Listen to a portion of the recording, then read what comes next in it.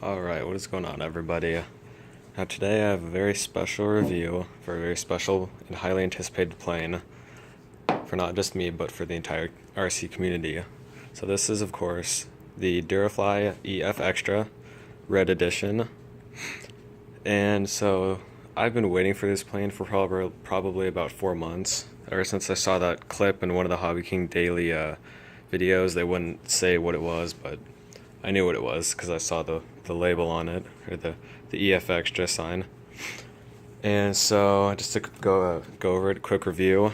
It's got a 34-inch wingspan, or about 38.4-inch wingspan, and the length is 29.9 inches. Or for you, my fellow UK folks that live out there, it's got a 975 millimeter wingspan and a 760 millimeter length.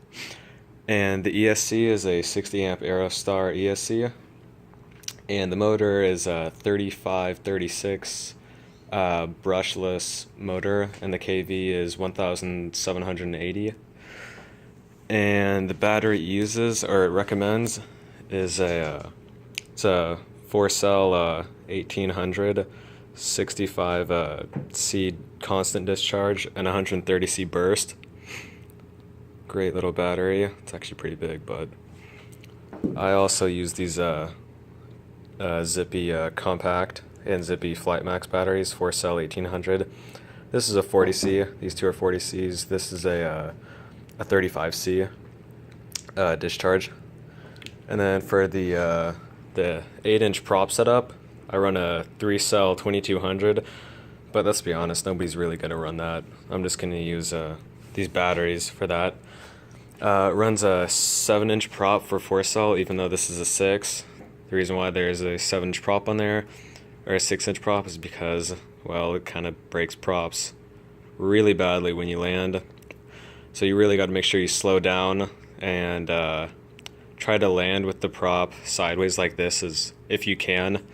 Because this happened to me and I couldn't fly later that day. I had to use this 6-inch prop, which was horrible. It wasn't very fast at all.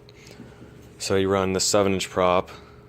It's a regular 7x6, or an 8-inch 8x6-inch prop, I believe. But this is the one they give you, and it's pretty crappy quality. These APC props are a lot better.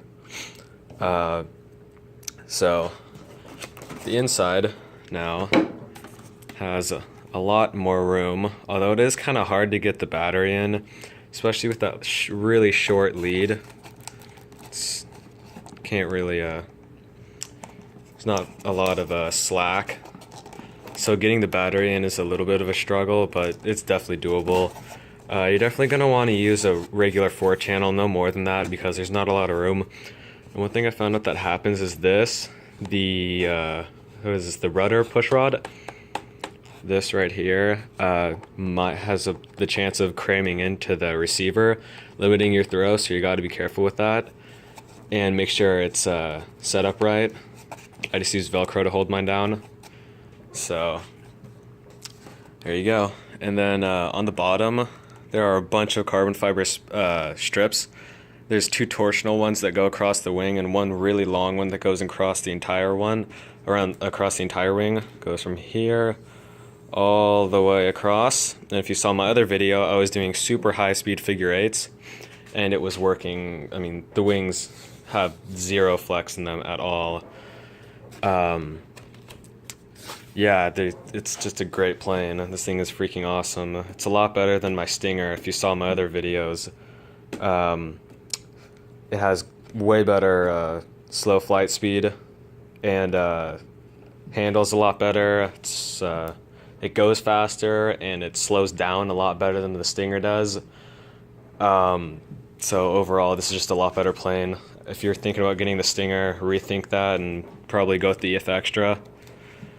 It's just a lot better, I think. Although the Jet does sound really cool, this plane just handles so much better than the Jet, because the Jet, it flies like a bullet. It doesn't handle very well. It's got tiny wings, and it kind of handles like a boat, you know, it handles like a big car. It just doesn't really turn very well. This plane's a lot more agile. yeah, it's still overall better. So going to my transmitter here for dual rates, I usually run 60 on the aileron for the low. For the high, I run 100%, which is what I usually run high rates when I'm taking off, because I need more authority when I'm at lower speed and 20% expo.